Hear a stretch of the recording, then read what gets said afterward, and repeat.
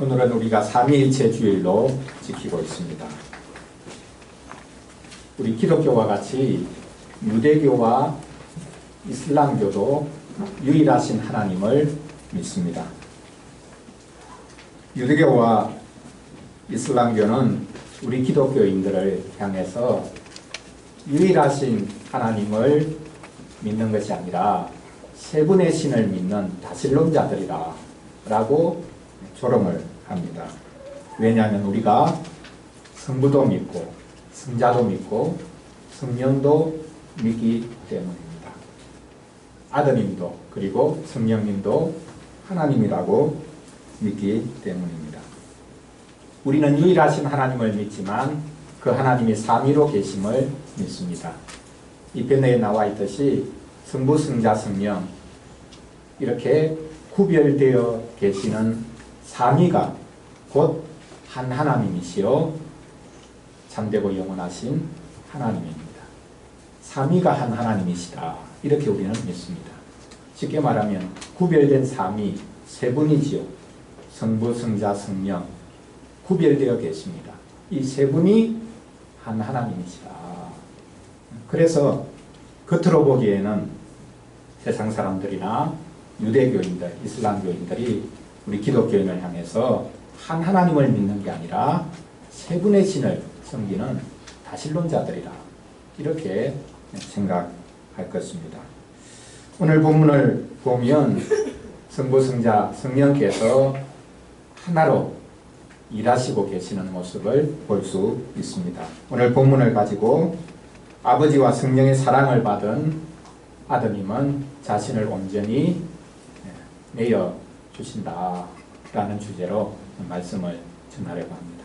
첫째로 성령께서 그리스도께 임하여서 성령으로 말미암아 그리스도께서 일하시는 것을 볼 수 있습니다. 그래서 성령님은 아드님을 사랑으로 감사하시는 것을 볼 수 있습니다. 두 번째로 성부께서 성자께 임하십니다. 말씀하십니다. 그래서 아버지는 아드님을 너무나 자랑스럽다라고 말씀하고 계시는 것을 볼 수 있습니다. 마지막 세 번째로 우리는 오늘 참여하게 될 성찬회상에서 성령과 아버지로부터 사랑을 입으신 그리스도께서 자신을 온전히 내어주시는 모습을 우리가 확인할 수 있습니다. 성부, 성자, 성령 삼위 하나님께서 어떻게 서로를 향해서 자신을 내어주시고 함께 일하시는가라는 것을 우리가 오늘 말씀을 통해서 확인해 보려고 합니다. 첫째로 성령께서는 아드님을 사랑으로 감사 주십니다. 오늘 본문에 보니 예수님이 요단강에서 요한에게 세례를 받으시고 그 물에서 올라오실 때에 하늘이 열렸다고 말씀하고 있습니다. 열려진 그 하늘을 통해서 비둘기가 내려오는데 그냥 비둘기가 아니라 성령께서 비둘기 모양으로 내려오셨다고 말씀하고 있습니다. 성령께서 비둘기 모양으로 내려오신 이유가 있습니다. 당시 지중해 지역을 장악하고 또 패권국가였던 로마는 스스로 그 로마의 휘장에 독수리를 새겨 넣었습니다. 날짐승 중에 가장 강력하고 또 어떻게 보면 잔인하다고 할 수 있는 독수리를 새겨 넣었습니다. 그런데 지금 성령께서는 예수님에게 비둘기 모양으로 내려오고 계십니다. 비둘기가 독수리와 대조된다고 볼 수 있습니다. 비둘기는 그래서 사랑과 평화와 순결을 상징합니다. 예수님께서도 친히 말씀하셨죠. 세상으로 나가서 복음을 전해야 되는 제자들에게 말씀하십니다. 너희가 세상에 나가서 복음을 전해야 되는데 비둘기같이 순결해야 한다. 그리고 뱀같이 지혜로워야 한다. 라고 말씀하셨습니다. 성령께서 비둘기 모양으로 예수님 위에 임하셨습니다. 성령을 받으신 예수님께서는 이 땅 가운데서 사랑과 평화와 순결을 위해 일하신다는 것을 확인할 수 있습니다. 성령께서 예수님을 먼저 사랑과 평화로 감싸 주셨습니다. 성령에 감싸 주시는 이 은혜로 말미암아 예수님은 이 땅에서 맡겨진 사역을 잘 감당하실 수 있었습니다. 예수님은 적대적인 유대 종교 지도자들에게 굴복하지 않으시고 주의 백성들에게 참된 사랑과 평화를 안겨주셨습니다. 심지어 요한이 오해할 정도였습니다. 요한이 헤롯에 의해 감옥에 갇혔습니다. 바깥에서 예수님이 일하시는 장면을 그가 제자들을 통해서 들었습니다. 저분이 과연 내가 가리켰고 또 메시아라고 사람들 앞에서 발설한 그분이 과연 맞는가? 그가 고민하기 시작합니다. 왜냐하면 지금 메시아가 와서 해야 되는 일은 하나님의 심판을 선포하고 그 심판을 시행하는 분이어야 한다고 생각했기 때문입니다. 요한 자신이 세례받으러 오는 사람들에게 말했죠. 너희들이 회개해라. 회개하지 않으면 도끼가 지금 나무 뿌리에 놓여 있는데 회개하지 않으면 찍혀서 불에 던져진다. 그렇게 강하게 회개를 외쳤습니다. 이제 곧 자기 뒤에 오실 분은 자기가 외쳤던 하나님의 심판, 그것을 실제로 시행하는 분일 것이라 라고 생각했습니다. 그래서 예수님이 바로 이 하나님의 심판을, 불같은 심판을 시행할 분이라고 생각을 했던 겁니다. 그런데 자기가 감옥에서 들어보니까 예수님은 너무 한가하거든요. 이것저것 떠돌아다니면서 병자를 고치고 귀신을 쫓아내고 심지어 죽은 자를 살려주는 일을 합니다. 사랑과 평화의 복음을 선포합니다. 회개하라고 외치기도 하셨지만 약한 자들, 고통당하는 이들, 하나님으로부터 떠난 이들을 어쨌든 돌이키는 일을 하고 계십니다. 그래서 저분은 아닌가 보다. 저렇게 한가하게 노닥거리는 것을 보니까 저분은 메시아일 수가 없어. 지금 필요한 것은 회개하지 않는 완악한 이 유대인들뿐만 아니라 이 세상을 향해서 심판을 쏟아부어야 되는데 왜 저렇게 한가하게 노닥거리고 있나. 다른 분을 기다려야 되나. 이런 고민을 했던 것입니다. 하나님께서 예수님을 성령으로 충만케 하셔서 하게 하신 일이 무엇입니까? 임박한 심판을 벗어나 하나님께로 돌아오라고 외치는 것이었습니다. 하나님과 평화하라고 외친 것이었습니다. 예수님이 태어나셨을 때 하늘에서 울렸던 소리도 바로 이것이지요. 지극히 높은 곳에서는 하나님께 영광, 땅에서는 기뻐하심을 입은 사람들 중에 평화로다. 예수님은 평화를 선포하기 위해서 오셨습니다.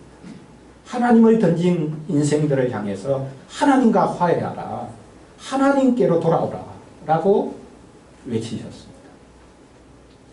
요한은 예수님의 이 외침, 예수님의 사역을 잘 이해할 수 없었습니다. 예수님은 성령으로 충만하셔서 구원을 선포하시고 평화와 사랑과 또한 하나님의 백성이 누려야 될 그런 참된 순결함을 선사하기를 원하셨습니다. 우리가 잊지 말아야 합니다. 예수님은 심판을 선포하기도 하셨지만 그분 자신이 정죄를 받아 죽으심으로 말미암아 하나님과의 평화를 이끌어내셨습니다. 예수님이 성령으로 충만하셨기 때문에 성령에 이끌리셔서 평화를 이끌 수 있는 분이 되셨다라는 사실을 우리가 잊지 말아야 하겠습니다. 둘째로 이제 성부께서, 아버지께서 아드님을 향해서 말씀하시고 그 말씀의 내용은 쉽게 말하면 자랑스럽다. 이렇게 말씀하시는 것임을 우리가 살펴보겠습니다. 예수님이 세례를 받고 물에서 올라왔을 때 하늘이 열리고 성령이 비둘기 모양으로 내려왔습니다.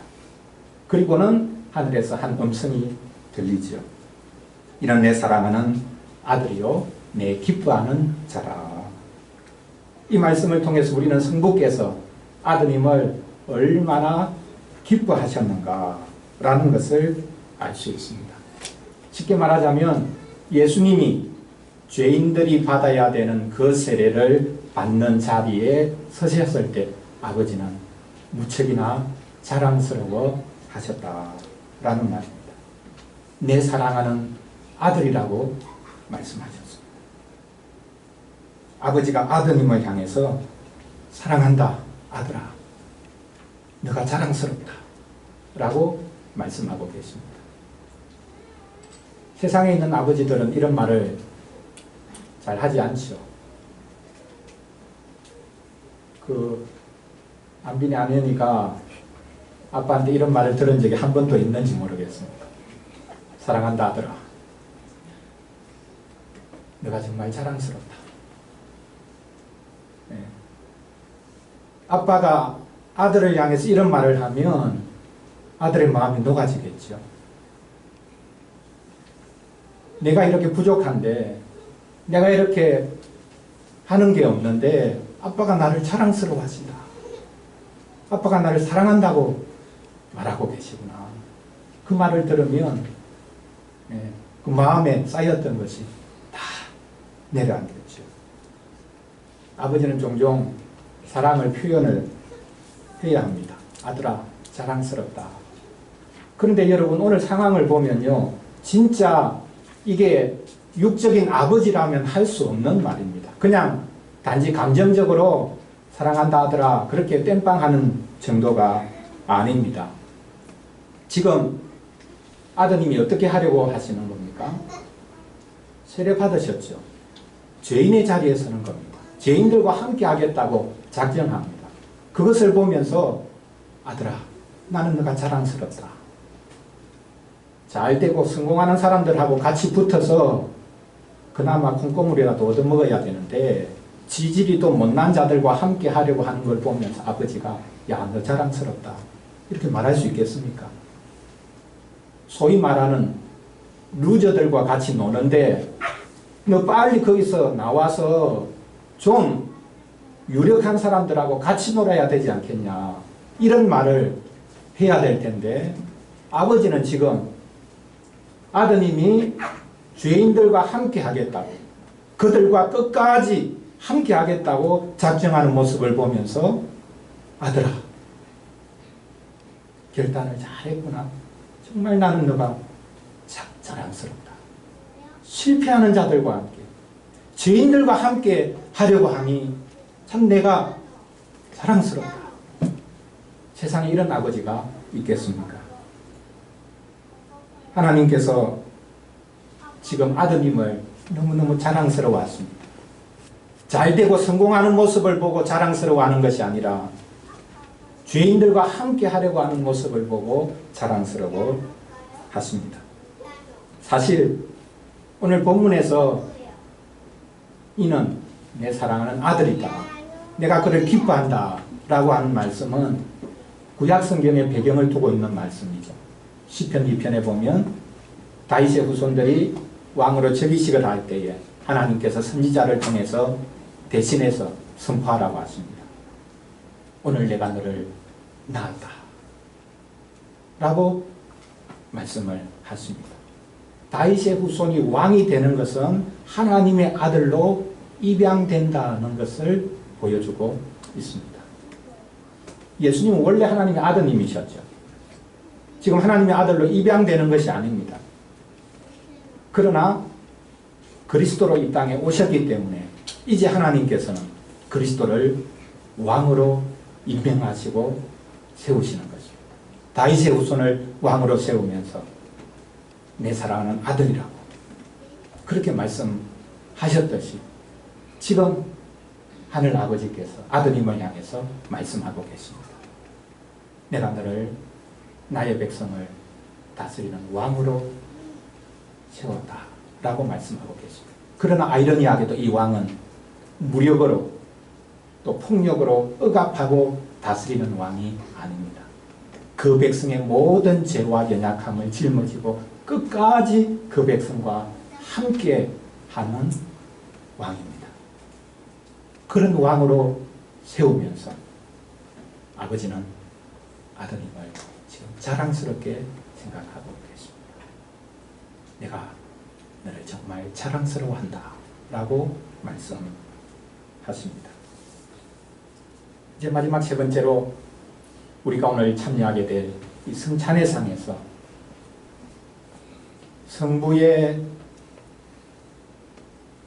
자랑이 되신 그리스도, 그리고 성령께서 사랑으로 그 아드님을 감싸주신 그분께서 행하신 것이 무엇인지를 우리가 보게 될 것입니다. 즉 성령과 아버지로부터 사랑을 입은 그리스도께서는 자신을 온전히 내어주셨다라는 것을 우리가 오늘 성찬의 상에서 보고 누리게 될 것입니다. 사랑을 입으면 자신을 내어놓을 수 있게 된다는 것을 우리는 이 성찬의 상에서 또한 확인할 수 있을 것입니다. 오늘 우리는 이 성찬상에서 세례 때 드러났던 아드님과 성령님의 관계를 생생하게 볼 수 있습니다. 또한 아드님과 아버지의 관계도 생생하게 볼 수 있습니다. 이 상에 있는 떡과 잔이 무엇을 보여주고 있습니까? 이 떡이 그리스도의 살입니다. 그리고 이 잔이 그리스도의 피입니다. 성령께서 역사하셔서 우리가 평상시에도 먹고 마실 수 있는 이 떡과 이 잔을 그리스도의 살과 피로 바꾸어 주십니다. 실제로 바뀌는 것이 아니라 로마 천주교에서는 실제로 바뀌기 때문에 떡과 잔을 먹고 마시면 자동적으로 그리스도를 먹고 마시는 것이 된다라고 말하지만 자동적으로 바뀌는 것이 아닙니다. 성령께서 역사하셔서 이 떡과 잔을 하늘에 계신 그리스도, 그분 앞으로 우리를 나아가도록 만들어 주십니다. 이 떡과 잔을 먹고 마시면서 그리스도를 받고 그리스도를 먹고 마실 수 있도록 해 주십니다. 성령의 역사가 아니고서는 이 떡과 잔은 아무런 바뀌는 것도 없을 뿐만 아니라 큰 의미가 없죠. 예수님이 2000년 전에 십자가 달려 돌아가셨다라는 것을 그냥 단지 내가 생각해보는, 상기해보는 그런 예식에 불과합니다.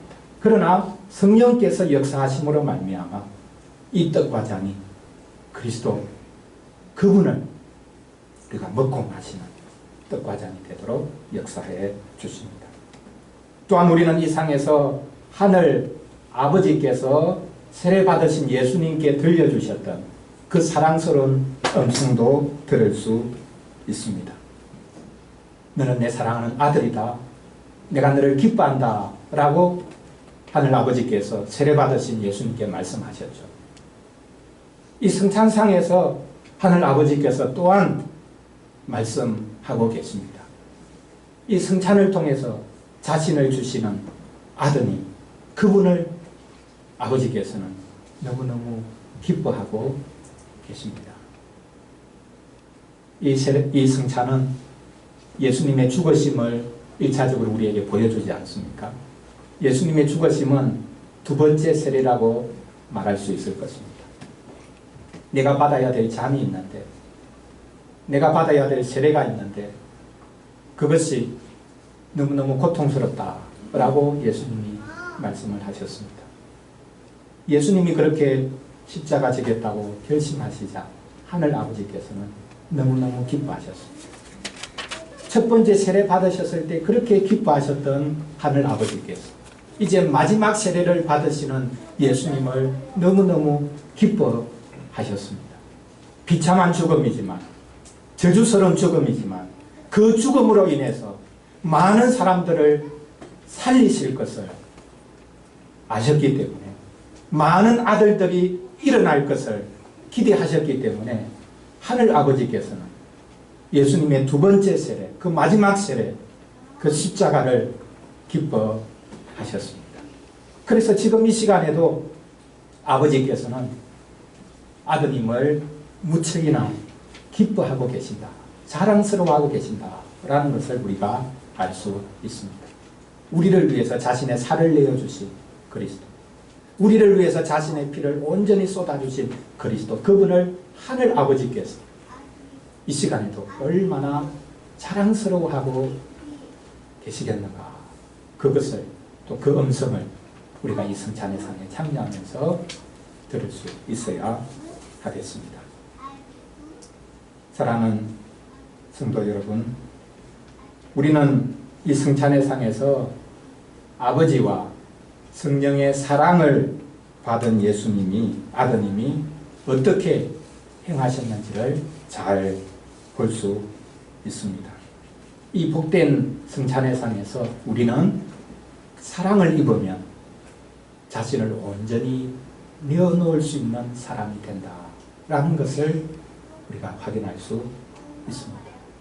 이 성찬의 상에서 우리는 참 아들의 모습, 참 사람의 모습을 볼 수 있습니다. 참 사람이 어떤 사람입니까? 자기중심적인 사람이 아닙니다. 순종하는 사람입니다. 그리고 자신을 내어줄 수 있는 사람입니다.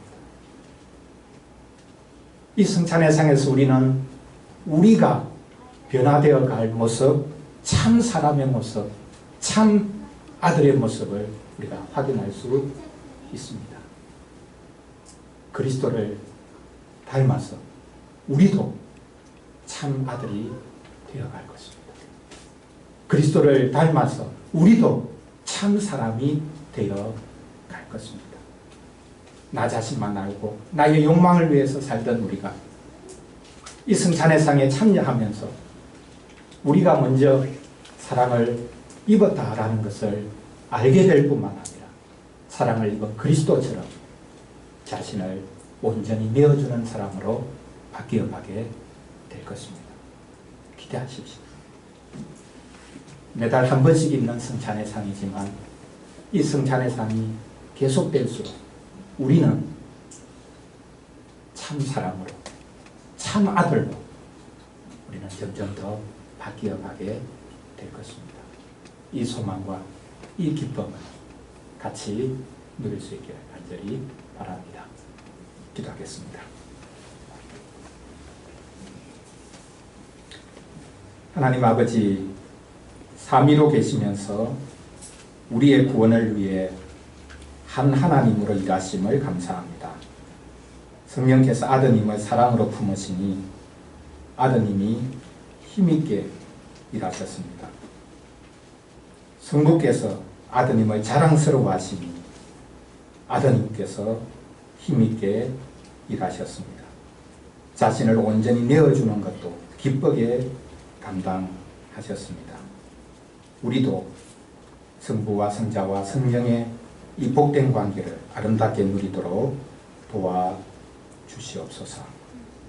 복된 상에 참여했으니 서로를 갖게 하시고 서로를 위해 자신을 내어줄 수 있도록 도와주시옵소서. 그리고 삼위 간의 그 복된 교제가 우리 가운데서도 풍성하게 나타나도록 도와주시기를 원합니다. 이것을 보고 우리가, 교회가 하나님의 보냄을 받은 자들임을 이 세상이 알 수 있도록 도와주시옵소서. 사랑을 입어 자신을 온전히 내어주신 우리 주 예수 그리스도의 이름으로 기도합니다. 아멘.